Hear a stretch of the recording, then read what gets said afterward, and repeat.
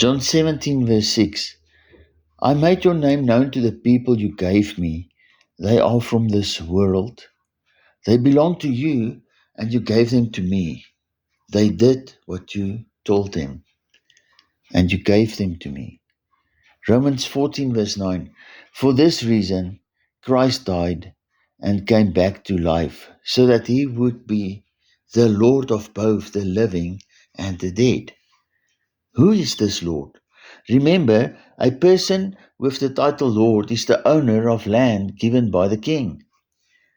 Psalm 24 verse 1 and verse 10. The earth and everything in it contains are the Lord's. The world and all who live in it are his. Then verse 10 comes and describes the King of Glory. Who then is this King of Glory? The Lord of armies is the King of Glory. And you gave them to me. You can count yourself part of this prayer.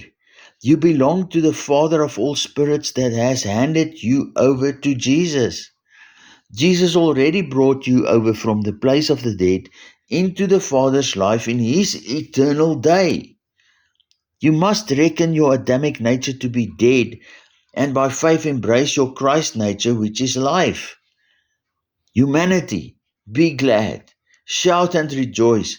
The day of the Lord shall manifest, wherein every tongue, nation, and tribe will know that everything belongs to the Father, that it is all connected as one in Christ.